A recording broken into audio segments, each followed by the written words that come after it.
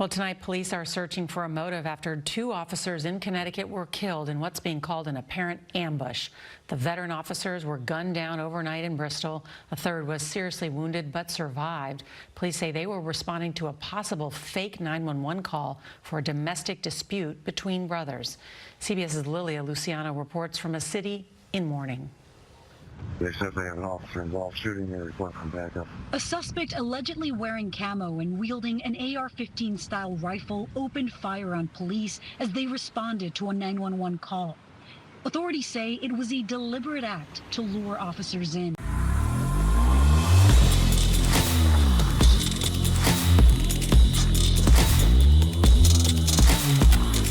This video is brought to you by Birch Gold. Birch Gold, Birch Gold. Ladies and gentlemen, inflation is real.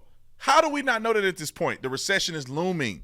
And I don't care what Biden and them say, we all know that to be true. And if your money is tied up in the market or tied up in USD, you're making a huge mistake. But listen, it's not too late for you to take action. And Birch Gold can help you with that. Go to birchgold.com/Brandon. And they'll send you a free, no obligation information kit on how to diversify and protect your savings with precious metals. With an A+ rating with the Better Business Bureau and countless 5-star reviews and thousands of satisfied customers, secure your future with gold from Birch Gold now. Go to birchgold.com/Brandon and get real help from Birch Gold today. Again, check out birchgold.com/Brandon to claim your free, no obligation information kit on how to protect your hard-earned savings with gold. Like, subscribe to the channel, hit the bell so you get notifications anytime I go live or make a video. Make sure you still subscribe to this channel, like this video, comment on this video, share this video. Let's get into this. Ladies and gentlemen, and ladies, welcome back to the Officer Tatum Show. I have a lot of stuff to talk about related to police today. I'm going to try not to get emotional. I'm not trying not to get too upset, but I am perplexed at the conditions of law enforcement in the United States of America today. I was on the news not too long ago. I mean, it was last night. I was on, I can't remember what channel I was on. I think it was Newsmax or something of that nature. And we were talking about these police shootings that had occurred. And it makes me so upset that families have to lose their loved ones, people that they love and care about. They have to lose them to violence that's unnecessary. That's completely unnecessary. The story out of Connecticut literally breaks my heart. 2 police officers were killed, murdered, when a suspect, and I'm not going to say that person's name, but a suspect staged a fake domestic violence call, which pulled the police officers into the scene. And then when they got there, they were met with gunfire. And because I have this, I guess, connection, this love for law enforcement, I'm going to say the names of the officers who lost their lives, and I want to give a little synopsis of their career that was presented by the chief of police out there in Connecticut. The first officer, and I'm going to make sure that I have the names here. The first officer that was murdered, Officer Alex Hamzy, which he was killed at the scene. Sergeant Dustin DeMonte, he died later at the hospital. And then Alex Laredo was an officer who was critically injured, seriously injured, but is going through surgery, and we're praying for his recovery. According to what the chief said, Officer or Sergeant DeMonte was 35 years old, was also a school resource officer at the Bristol schools and an advisor for the Bristol Police Explorers Cadet Program. And people that may not know about the cadet program, it is an extremely invaluable course that young people who aspire to be police officers can go through. They can become cadets. They learn a little bit about policing. You know, obviously they don't have access to having a firearm, but they still go through. They learn how investigations are done. So young aspiring police officers that are not of age can go through the Explorer program, which it takes an incredible officer. It takes an incredible person to, you know, deal with, you know, young people and work with them through the learning curve of being a police explorer. Throughout Sergeant DeMonte's career, he had received several awards, including the Silver Star Officer of the Month, and he was co-recipient for Officer of the Year in 2019. Sergeant DeMonte is a survivor, or survived by his wife, 2 children, and 1 on the way, which makes it even more upsetting that he had a child on the way, and his selfless sacrifice, he lost his life trying to help another person who was involved or allegedly involved in a domestic violence dispute. This is what I'm saying about law enforcement officers, that people do not understand. And you guys understand. But the rest of the world, I wish, would understand that these men and women put on that uniform and they go to work risking it all. He could have said, you know what, I got one on the way. I'm not risking. I'm not taking a chance. They want to beat each other up. They want to kill each other. That's on them. But Sergeant DeMonte did not do that. He decided that he was going to do whatever it takes to support the people in his community, no matter who they are.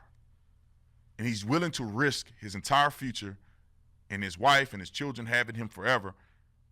He's willing to risk that to be a servant, and that's honorable. Officer Hamzy, I think I'm saying his name right, Hamzy, 34 years old. He was also an advisor for the Police Explorer Candidate Program. Throughout his career, he received numerous letters of commendation and also recognition. Officer Hamzy is survived by his wife, his parents, and 2 sisters. I'm sure they lost an incredible young guy. It breaks my heart. You know, when I see these stories, and people sometimes probably wonder, Brandon, why you don't cover these officer violence shootings a lot? Why you don't cover these officers that are getting killed? It's hard for me. It's hard for me to cover these things. I can't go to police funerals. It's just too hard for me. Because imagining somebody losing a loved one like that forever is just, it's too much for me to bear, man. I'm gonna be honest. It's very hard. It's hard for me to even do this now without tearing up and getting emotional.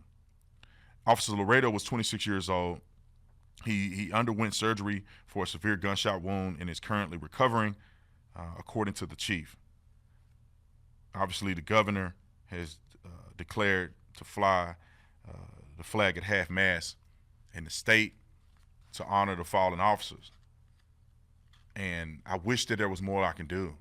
I wish that I can take their families, their children, and hug them and let them know they're loved and that it's going to be okay. And unfortunately, I can't do that because there's not enough words. There's not enough slogans. There's not enough money to replace your father, your husband, your son, and these people who are just so evil and want to cause so much destruction and damage to others. Pity them. I pity them. I hope that they have justice in the afterlife, and I hope that they burn for what they've done, murdering innocent police officers who are just trying to do their job. And this is not the only incident, because earlier that day in Philadelphia, 3 SWAT operators were shot, wounded. None of them died, thank God. And let me tell you the part that pees me off the most is that I'm reading this warrant, and it says that SWAT operators knocked on the door. They knocked on the door, and they were immediately met with gunfire. Now, why in the F would these officers be knocking on the door? Because we have a wussification of law enforcement in our country, I think. Now, I could be wrong. I don't know if they didn't know he was violent or not, but they were doing an arrest warrant on a violent felon. I don't know if they just didn't have the information or not. But because of the PC culture in this country, because they're making up these lies, even like Breonna Taylor, they're making up lies to make it as if these cops are out here just randomly busting through people's houses and killing people for no reason. This is why you do no-knock warrants. This is why you conduct no-knock warrants. I get sick of people crying and it's unconstitutional. Now let your dad go have to conduct a warrant on a violent criminal and get shot to death because you want him to knock on the door. You train for it, you prepare for it, and you conduct no-knock warrants. So they don't get the jump on you. They're asleep in the bed. You bust in, and before they figure things out, you already got them in custody. And if they want gunplay, you have an advantage. You will put them to sleep slowly. You have the advantage. That's why we do this. Every single SWAT operation that I was a part of was no knock or we open air takedown. None of our SWAT operators getting shot. We have the advantage. And if you want to do what you're supposed to do, giving up like you're supposed to, when we come busting in, you can do that. You have that option. And if you want to be tough guy and you want to pull a gun, you're going to die. It's the part of me that just, I can't fathom where we're going in this country. Our officers are getting killed, and I think a lot of the times it's because they're teaching them, they're trying to preach to them to be cowards. They want them to back down to these criminals. That's not the policing that I remember. We ask you, we tell you, then we make you. That's it. Honorable men and women who go out upholding the Constitution, the rule of law, we ask you, we tell you, we make you. It's that simple. And if you don't like it, go to court. But God is my witness. I just wish that these things would change. I wish I had a magic wand. I wish I could expose the world to what's really going on in policing in America. People will change. Laws will change. The perception of police will change. I'm sick of looking at these stories of cops getting killed.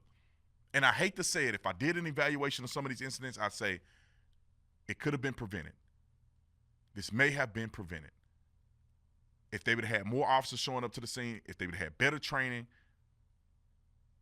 it could have been prevented. I hate to say it, but I think some of these cases, it could be true. Maybe not the cases I'm speaking about now, I don't know. But there are some cases that these things could have been done differently. And it eats me alive that officers are now laying dead, and their wives and their children are going to have to get that flag folded at the funeral. I wish that I could do something about it. All I could do is bring awareness to it, and we could try to help when it's possible. You listen to The Officer Tatum Show. Y'all hold the phone. I'll be back after the break.